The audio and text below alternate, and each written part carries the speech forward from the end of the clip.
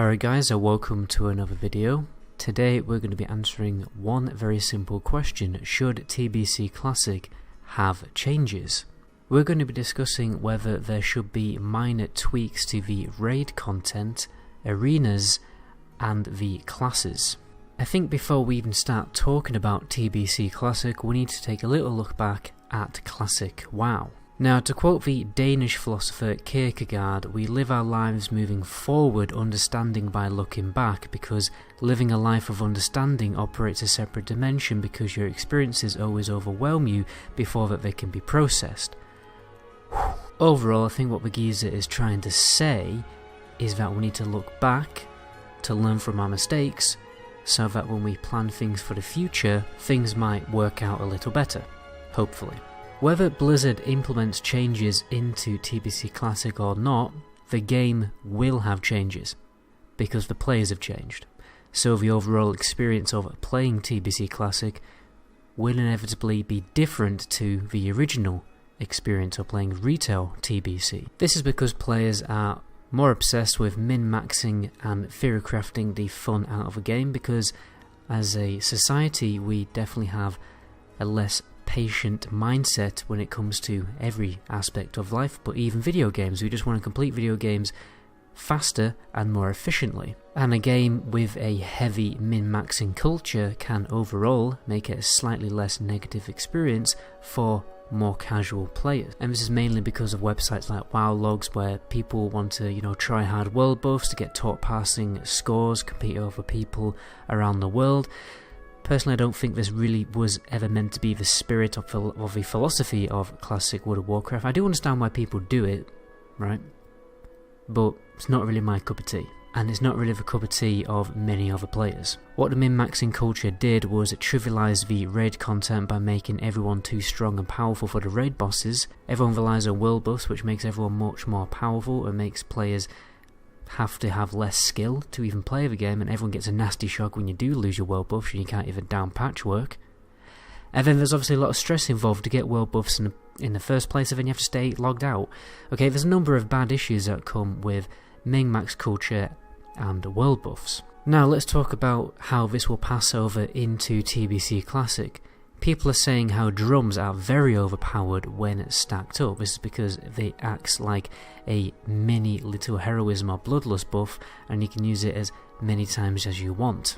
As long as you've got loads of people with 350 skill in leatherworking, they can just keep using drums over and over and over. The reason why people have min-maxed the absolute hell out of TBC is because of private servers. Okay, in private servers the content is buffed. Okay, and unfortunately this min-max attitude has carried over to Classic WoW because it was needed for buffed content, but it really wasn't needed for Classic WoW, and it isn't needed for TBC Classic. And then the same issues that come with world buffs will inevitably happen in TBC Classic with drums. People will be put under pressure to level up their leatherworking, raid bosses will die too quickly, which means the content will be too easy, people will burn out very easily, and then when the content is too easily, what it inevitably breeds is passing obsession, because that's the only way to stay competitive and to keep the game challenging is by obsessing over doing as much DPS as humanly possible.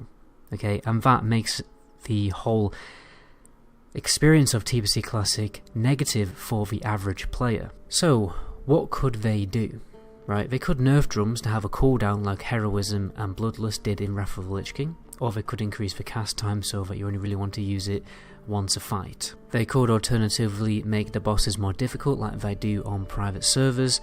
Obviously with patch 2.4.3 talents and all the different class changes and better hardware, the content is going to be much easier than it was in the original TBC. But you see, the issue with just increasing boss health is that it will make fights much longer and just more boring. So really they need to do it more intelligently by changing certain mechanics to be more lethal, or even some minor changes so that certain mechanics occur more often, or they need to adjust enrage timers for them to be faster. Whatever they do, they definitely need to adjust the raiding ever so slightly to make it a little bit more challenging. And for the love of God, they should not nerf all of the raids with the Sunwell patch. If you don't already know, guys, in the last Sunwell Plateau patch, they just nerfed all of the previous raids to make them basically extremely easy. I don't think anything like that is required for TBC Classic. However, they should definitely make that minor change where you can suddenly get badges from old raids, because that is a really good gearing catch-up system. I think stuff like that should fix the issues with raiding. I know a lot of people watching this video will probably think that they shouldn't make any changes like I've just talked about, because it's actually quite nice that the raids are a little bit easier because you have less time to actually play the game and less time to min-max, so you're not actually that bothered about the raid content being a little bit easier, and there's not really much we can do about it in terms of encouraging Blizzard to actually make any changes, which is fair enough. That is a solid opinion. But anyway, let's move on to the class issues. So everyone knows by now that Seal of Blood, which is a Blood Elf Paladin unique seal, is much more superior for Retribution Paladin DPS because it's less RNG dependent and it scales off weapon damage. It also drains your health slightly, which in turn gives you more mana when you are healed. Overall, it is a big DPS increase, but Blizzard will never give Alliance Paladins Seal of Blood. Okay, they're never going to do it because it really is against the law of the game. I think private servers automatically do it because they don't really understand the law and they don't really care that much. I think a lot of players probably don't, but when, you know, it's retail Blizzard, World of Warcraft, I don't think they're going to go against the law in their own game, because it really does not make sense for an Alliance Paladin to have something like Seal of Blood. I'll give you a long story short on the law of why that is the case.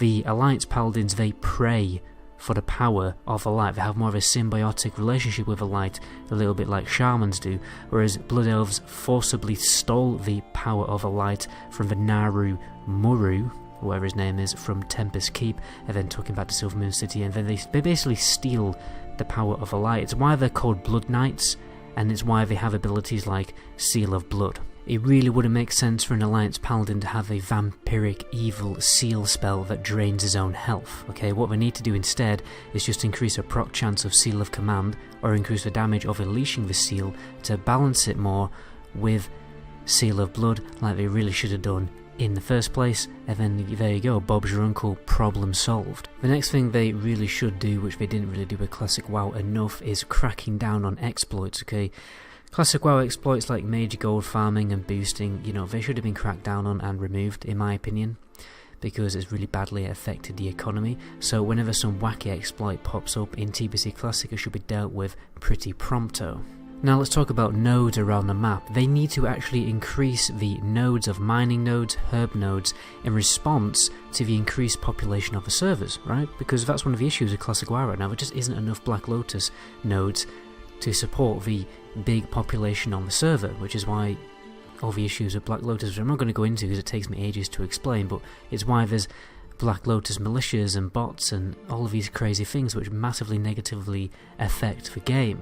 It should also probably increase the spawn locations of elementals for moat farming, but not in a way that it ruins the economy, just in a way that it makes it easier for everyone to farm, because I bet that there's going to be loads of botting, and there's going to be like a Devil Saw militia, but for farming elementals. There's going to be an elemental militia in TBC Classic, which will make it increasingly difficult for people to farm nodes themselves, to craft their own best-in-slot gear, and they'll be forced to pay off the auction house for extortionate prices, which again is not great for the average casual player. One of the other big issues in Classic WoW was how Horde had really bad queue times. Now, in TBC Classic, I don't think the faction imbalance issues are going to be fixed, because pure and simple, lots of people prefer to play Horde. If they fix the Seal of Blood and Seal of Command issue that we talked about earlier, it may balance the factions out a little bit, but inevitably there is going to be more Horde than Alliance. Now, what they could do is introduce faction neutral battlegrounds, a little bit like they did in retail around about Warlords of Draenor time, where you can queue into a team of the opposite faction. If you give Horde battleground teams the option to go against other Horde battleground teams, it would drastically reduce the queue times. I know this is incredibly law breaking and very immersion breaking, but I think the majority of people who play PvP don't give a monkey's bottom about immersion breaking or law breaking features. They just want to jump into a battleground and kill people. So I think this will probably be quite a welcome change for the PvP community, but you know, tell me what you guys think in the comment section below. You may absolutely hate that idea. Let's lastly talk about some minor arena changes, because there's some changes in arena that you take for granted now playing on retail that weren't introduced until after TBC. First of all, your rage doesn't reset to 0 when the game starts, so before a game you can generate rage with blood rage and other abilities like that, so that you can start a game with a little bit of a rage pool. So they definitely need to implement a system where, you know, rage count totally resets to 0 when the game starts. In Missa Pandaria time, the total time for an arena game was reduced from 45 minutes to 25 minutes. I think that'll be a welcome feature for serious arena players. They don't really want to go on and on and on for 45 minutes. And a lot of people like the idea of a solo queue. It's been popping up a lot on private servers. I think in either TBC or RAF there was actually a casual non-ranked arena queuing system. I think it was called skirmishes. I don't know whether it was in TBC or not. I think they should definitely add something like that, or at least add some kind of solo queue feature so you can practice in arenas before you do some kind of rated thing. Although I think we should definitely keep the old arena team system because it's very nostalgic for people and many people preferred it. And then there's also probably some items and weapons that shouldn't be able to be used in arena that can, because they are really overpowered, so they should remove items like that to purge out any exploits and keep everything balanced. It's like what we said before, whenever any weird exploits prop up, they should be dealt with prompto. Anyway guys, that's where I'm going to end the video there. If you liked the video, please consider subscribing and liking the video because that really does help me out. You can also follow me on Twitch, streaming a little bit of a fresh Lich King server right now, doing raiding Naxxramas and everything like that. Is very fun for me to do and very fun. Well, I imagine it's fun to watch. Anyway, I'm rambling on. My name is MetaGoblin. Until my next video, ciao.